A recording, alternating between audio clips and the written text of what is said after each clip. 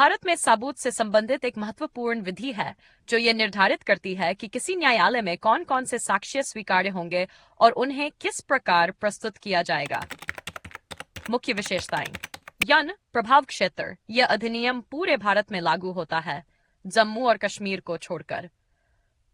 इसमें 3 भाग और 67 धाराएं हैं। इसमें साक्ष्य के प्रकार और उनकी वैधता को निर्धारित किया गया है। प्रामाणिकता। यह तय करता है कि कौन सा साक्ष्य वैध और न्यायालय में मान्य होगा।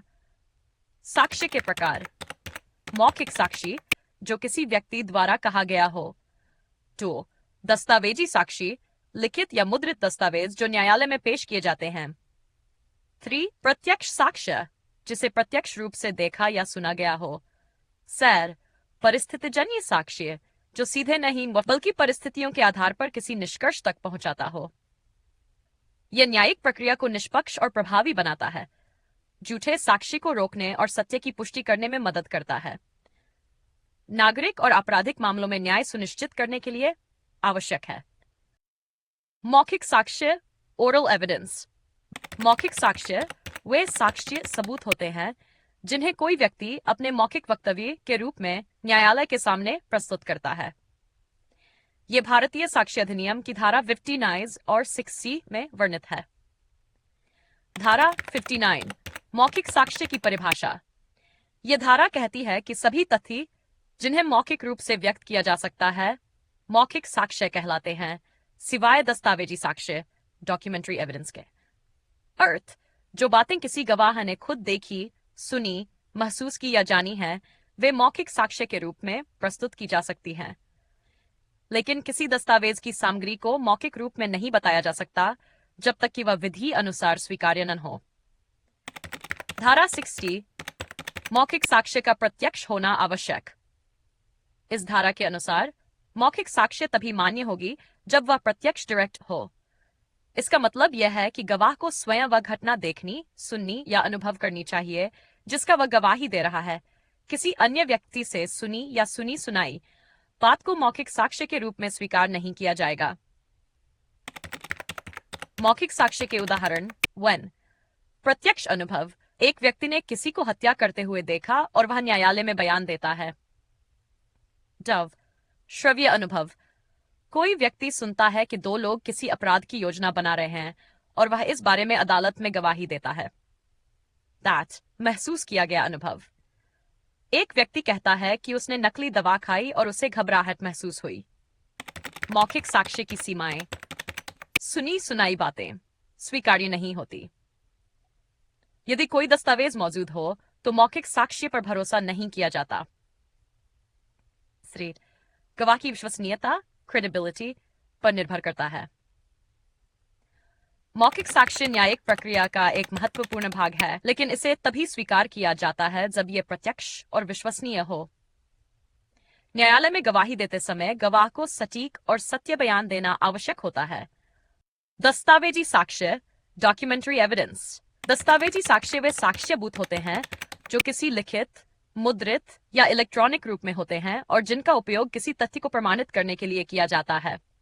भारतीय साक्ष्य अधिनियम में यह धारा 61 से 90A तक विस्तृत रूप से वर्णित है। दस्तावेजी साक्ष्य की परिभाषा। धारा 61 के अनुसार दस्तावेजी साक्ष्य वे साक्ष्य होते हैं जो किसी दस्तावेज के रूप में प्रस्तुत किए जाते हैं, चाहे वह कागज पर हो या इलेक्ट्रॉनिक रूप में। यह साक्ष्य प्रत्यक्ष रूप में प्रस्तुत किया जाता है। यह मौखिक साक्ष्य से अधिक विश्वसनीय माना जाता है क्योंकि इसमें लिखित प्रमाण होते हैं। दस्तावेजी साक्ष्य के प्रकार। धारा 60 मूल दस्तावेजनल डॉक्यूमेंट को ही प्राथमिक साक्ष्य कहा जाता है। यदि किसी दस्तावेज की मूल प्रति अदालत में प्रस्तुत की जाती है तो वह प्राथमिक साक्ष्य मानी जाएगी। उदाहरण, जमीन की मूल रजिस्ट्री, असली हस्तलिखित अनुबंध, मूल बैंक स्टेटमेंट। द्वितीयक साक्ष्य। जब मूल दस्तावेज उपलब्ध नहीं होता तब उसकी प्रमाणित प्रति या अन्य वैकल्पिक साक्ष्य को अदालत में प्रस्तुत किया जाता है, जिसे द्वितीयक साक्ष्य कहा जाता है। इसमें शामिल है 1. मूल दस्तावेज की प्रमाणित न कॉपी। 2. किसी प्रतिलिपि, कॉपी, फोटोस्टेट, माइक्रोफिल्म या डिजिटल रूप में संरक्षित दस्तावेज। जिस व्यक्ति ने दस्तावेज देखा हो उसका मौखिक विवरण। उदाहरण, जमीन के रिकॉर्ड की प्रमाणित प्रति, किसी अनुबंध की फोटोस्टेट कॉपी, बैंक पासबुक की डिजिटल प्रति। दस्तावेजी साक्ष्य से संबंधित महत्वपूर्ण धाराएं। धारा विवरण। धारा 60 में दस्तावेजी साक्ष्य को प्रस्तुत करने की आवश्यकता। धारा 60 का प्राथमिक साक्ष्य की परिभाषा। धारा 60 द्वितीयक साक्ष्य की परिभाषा। धारा दस्तावेज को प्राथमिक साक्ष्य द्वारा साबित करना आवश्यक है। धारा 60 साक्ष्य किन परिस्थितियों में स्वीकार्य होगा। धारा 60(a)(b) इलेक्ट्रॉनिक रिकॉर्ड को प्रमाणित करने के नियम। धारा सार्वजनिक दस्तावेज की परिभाषा। निजी दस्तावेज की परिभाषा। इलेक्ट्रॉनिक साक्ष्य एविडेंस। धारा 65(a) और 65(b) आज के डिजिटल युग में इलेक्ट्रॉनिक साक्ष्य भी दस्तावेजी साक्ष्य का हिस्सा बन गए हैं। धारा 65(a) इलेक्ट्रॉनिक रिकॉर्ड को प्रमाणित करने के विशेष नियम तय करता है। धारा 65(b) डिजिटल सबूतों जैसे email, CCTV footage, call record, WhatsApp chat को प्रमाणने की प्रक्रिया बताती है। महत्वपूर्ण शर्तें। इलेक्ट्रॉनिक रिकॉर्ड को प्रमाणित करने के लिए उसका प्रिंट आउट या डिजिटल कॉपी प्रस्तुत की जा सकती है। इसे प्रमाणित करने के लिए एक सर्टिफिकेट धारा 65(b) के तहत प्रस्तुत करना जरूरी होता है। 3. बिना प्रमाणिकता के इलेक्ट्रॉनिक साक्ष्य को न्यायालय अस्वीकार कर सकता है। सार्वजनिक और निजी दस्तावेज पब्लिक एंड प्राइवेट डॉक्यूमेंट्स। धारा 70 सरकारी रिकॉर्ड, राजपत्र, न्यायालय के आदेश, जनगणना रिकॉर्ड, संपत्ति पंजीकरण आदि प्रमाणित प्रति ही अदालत में साक्ष्य के रूप में प्रस्तुत की जाती है। बी निजी दस्तावेज प्राइवेट डॉक्यूमेंट्स व्यक्तिगत अनुबंध, निजी खत, व्यापारिक रिकॉर्ड, बैंक चेक आदि। इनकी प्रमाणिकता को गवाह के बयान या अन्य प्रमाणों से साबित करना होता है। दस्तावेजी साक्ष्य के लाभ और सीमाएं। लाभ।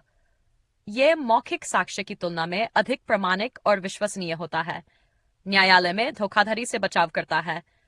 महत्वपूर्ण सरकारी और निजी रिकॉर्ड को साक्ष्य के रूप में मान्यता देता है। सीमाएं।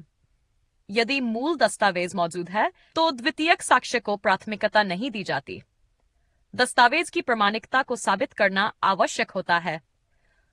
गलत या जाली दस्तावेज न्यायालय में अस्वीकार किए जा सकते हैं। दस्तावेजी साक्ष्य न्यायिक प्रक्रिया में एक महत्वपूर्ण भूमिका निभाता है। यह न्यायालय को तथ्यों को स्पष्ट करने में मदद करता है और झूठे दावों को रोकने में सहायक होता है। खासतौर पर डिजिटल युग में इलेक्ट्रॉनिक साक्ष्य का महत्व और अधिक बढ़ गया है। प्रत्यक्ष साक्षी डायरेक्ट एविडेंस। भारतीय साक्ष्य अधिनियम 1970। प्रत्यक्ष साक्षी वह सबूत होता है जो किसी घटना, अपराध या तथ्य को सीधे तौर पर साबित करता है। यह ऐसा साक्ष्य होता है जिसे किसी व्यक्ति ने स्वयं देखा, सुना, महसूस किया या अनुभव किया हो। प्रत्यक्ष साक्ष्य का कानूनी आधार भारतीय साक्ष्य अधिनियम 1972 की धारा 60 में प्रत्यक्ष साक्ष्य का उल्लेख किया गया है। इस धारा के अनुसार मौखिक साक्ष्य तभी स्वीकार्य होती है जब वह प्रत्यक्ष हो और गवाह ने स्वयं उस घटना को देखा, सुना या अनुभव किया हो। प्रत्यक्ष साक्षी मुख्य रूप से 4 प्रकार के होते हैं। दृश्य प्रत्यक्ष साक्षी आई विटनेस एविडेंस। जब कोई व्यक्ति अपनी आंखों से किसी घटना को देखता है और न्यायालय में उसकी गवाही देता है तो इसे प्रत्यक्ष साक्ष्य माना जाता है। इसे चश्मदीद गवाह भी कहते हैं। उदाहरण, किसी व्यक्ति ने अपनी आंखों से एक हत्या होते देखी और वह न्यायालय में इसकी गवाही देता है। किसी दुर्घटना को प्रत्यक्ष रूप से देखने वाला व्यक्ति अदालत में बयान देता है। श्रव्य प्रत्यक्ष साक्ष्य। जब कोई व्यक्ति किसी घटना को सुनता है और न्यायालय में गवाही देता है तो यह प्रत्यक्ष साक्ष्य कहलाता है। उदाहरण, एक व्यक्ति ने किसी को हत्या करने से पहले धमकी देते हुए सुना और अदालत में इसकी गवाही दी। किसी झगड़े के दौरान बोले गए शब्दों को सुनकर एक गवाह अदालत में बयान देता है। अनुभव आधारित प्रत्यक्ष साक्ष्य एक्सपीरियंशियल एविडेंस। जब कोई व्यक्ति किसी चीज को महसूस, स्पर्श, टच या स्वाद करता है और न्यायालय में गवाही देता है तो यह प्रत्यक्ष साक्ष्य होता है। उदाहरण, एक व्यक्ति जहरीला खाना खाने के बाद उसकी गवाही देता है कि उसे तुरंत चक्कर आने लगे। एक व्यक्ति किसी वस्तु को छूकर उसकी पहचान करता है, जैसे नकली नोट की पहचान करना। वैज्ञानिक या तकनीकी प्रत्यक्ष साक्षी, साइंटिफिक और टेक्निकल डायरेक्ट एविडेंस। जब कोई वैज्ञानिक परीक्षण, फॉरेंसिक रिपोर्ट, डीएनए टेस्ट या अन्य वैज्ञानिक प्रमाण सीधे तौर पर किसी अपराध या तथ्य को साबित करता है, तो इसे प्रत्यक्ष साक्ष्य माना जाता है। उदाहरण, डीएनए टेस्ट से यह साबित होना कि आरोपी ही असली अपराधी है। सीसीटीवी फुटेज जिसमें अपराध होते हुए साफ दिखता है। प्रत्यक्ष साक्ष्य की विशेषताएं: सीधे घटना को प्रमाणित करता है, सबसे विश्वसनीय और मजबूत साक्ष्य होता है, मौखिक या दस्तावेजी दोनों रूपों में हो सकता है, झूठे साक्ष्य की संभावना कम होती है। प्रत्यक्ष साक्ष्य के उदाहरण: हत्या का चश्मदीद गवाह, एक व्यक्ति अपनी आंखों से हत्या होते देखता है और अदालत में गवाही देता है। झगड़े के दौरान सुनी गई धमकी, कोई व्यक्ति सुनता है कि एक व्यक्ति दूसरे को धमका रहा है, मैं तुम्हें मार दूंगा, और वह अदालत में गवाही देता है। सीसीटीवी फुटेज, एक चोरी की घटना को रिकॉर्ड करने वाला वीडियो न्यायालय में प्रमाण के रूप में प्रस्तुत किया जाता है। फॉरेंसिक रिपोर्ट, किसी अपराध स्थल से मिले खून के नमूने का डीएनए परीक्षण आरोपी से मेल खाता है। परिस्थितिजन्य साक्ष्य, भारतीय साक्ष्य अधिनियम 1874। परिस्थितिजन्य साक्ष्य साक्ष्य होते हैं जो किसी अपराध या घटना को सीधे प्रमाणित नहीं करते, लेकिन परिस्थितियों और तर्कों के आधार पर निष्कर्ष तक पहुंचने में मदद करते हैं। भारतीय साक्ष्य अधिनियम 1874 में परिस्थितिजन्य साक्ष्य को स्पष्ट रूप से परिभाषित नहीं किया गया है, लेकिन इसका उपयोग न्यायालयों में व्यापक रूप से किया जाता है, खासकर जब प्रत्यक्ष डायरेक्ट एविडेंस उपलब्ध नहीं होते। परिस्थितिजन्य साक्ष्य की विशेषताएं: यह प्रत्यक्ष साक्ष्य की तरह सीधे घटना को साबित नहीं करता, बल्कि परिस्थितियों के आधार पर न्यायालय को तर्कसंगत निष्कर्ष तक पहुंचाने में मदद करता है। इसे ठोस और अकाट्य रूप से जोड़ा जाए तो यह प्रत्यक्ष साक्ष्य जितना प्रभावी हो सकता है। यह स्वतंत्र रूप से उपयोग नहीं किया जाता, बल्कि इसे अन्य सबूतों के साथ जोड़कर देखा जाता है। यदि परिस्थितिजन्य साक्ष्य मजबूत और ठोस हों, तो केवल इन्हीं के आधार पर अभियुक्त को दोषी ठहराया जा सकता है। परिस्थितिजन्य साक्ष्य के उदाहरण: हत्या का मामला, यदि आरोपी को आखिरी बार मृतक के साथ देखा गया था और उसके कपड़ों पर खून के धब्बे पाए जाते हैं, तो यह परिस्थितिजन्य साक्ष्य होगा। चोरी का मामला, यदि चोरी के बाद आरोपी के पास चोरी का सामान पाया जाता है, तो एक महत्वपूर्ण परिस्थितिजन्य साक्ष्य हो सकता है। जहर देकर हत्या, यदि मृतक के पोस्टमार्टम में जहर पाया जाता है और आरोपी ने हाल ही में वही जहर खरीदा था, तो यह परिस्थितिजन्य साक्ष्य होगा। फॉरेंसिक साक्ष्य, यदि आरोपी के जूतों के निशान अपराध स्थल पर पाए जाते हैं, तो यह एक महत्वपूर्ण परिस्थितिजन्य साक्ष्य हो सकता है। परिस्थितिजन्य साक्ष्य से जुड़े महत्वपूर्ण नियम: भारतीय न्यायालयों ने विभिन्न फैसलों में परिस्थितिजन्य साक्ष्य के उपयोग से जुड़े कुछ महत्वपूर्ण सिद्धांत दिए हैं। ए. हनुमंत बनाम महाराष्ट्र राज्य, AR 1952 SC। इस फैसले में सुप्रीम कोर्ट ने परिस्थितिजन्य साक्ष्य के उपयोग के लिए निम्नलिखित शर्तें निर्धारित की।